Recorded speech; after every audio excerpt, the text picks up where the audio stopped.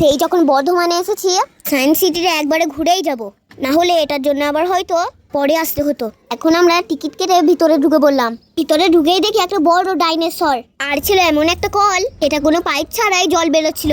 গাছের ওপর লাগানো ছিল এই শামুকগুলো, যেগুলো দেখে মনে হচ্ছিল একদম সত্যিকারের। আর ওই ব্যাংকটাকে দেখে মনে হচ্ছিল ওর পিঠে উঠিয়ে। কিন্তু কেন যে ওখানে যাওয়া বারণ ছিল কে জানে। কেন বারণ বুঝতে পারিসনি বুনু? যদি তোর মতো সব বাচ্চারাই বলে ব্যাঙের পিঠে উঠবো, তাহলে ব্যাংকটা ভেঙে যাবে না, তাই বারণ। ও আচ্ছা, দেখ বুনু আবু আর মামা কত দৌড়াচ্ছে। হ্যাঁ, ওরা ছুটে একদিনেই রোগ হয়ে যাবে। তারপর আমরা আস্তে আস্তে ওই পার্কটার ভিতরে ঢুকে পড়লাম। এখানে খেলা করবার মতন অনেক জিনিস ছিল। আমি আর বুনু তো অন্য কিছু খেলা ছেড়ে শুধুই দোলনা দুলছিলাম। এদিকে আমার আবু মমকে বলছিল ভারী বাটখারাটা মম যদি তুলতে পারে, মম যেখানে যেখানে ঘুরতে চাইবে মমকে সেখানে ঘুরতে নিয়ে যাওয়া হবে। তাই দিকটা দেখতে কত সুন্দর লাগছিল, চারিদিক সবুজে সবুজ হয়ে আছে। তারপর আমরা চলে গেলাম বিজ্ঞান কেন্দ্রের ভিতরে। ঢুকে দেখি অ্যাকোয়ারিয়ামে অনেক রঙিন রঙিন মাছ আছে।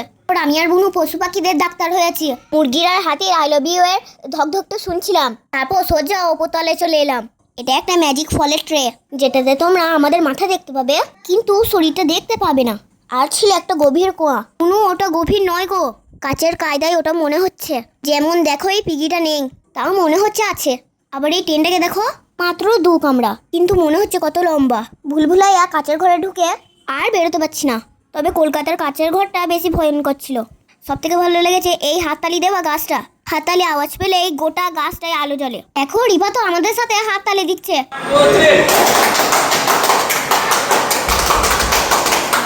এখন প্রায় আমরা শেষের দিকে। সারাদিন ঘুরতে ঘুরতে বেলা 3টে বেজে গেছিল। আজকে দিনটা আমাদের খুব ভালো কাটলো। শক্তিগড়ে ঝালমুড়ি খেয়ে আমরা বাড়ি চলে যাব।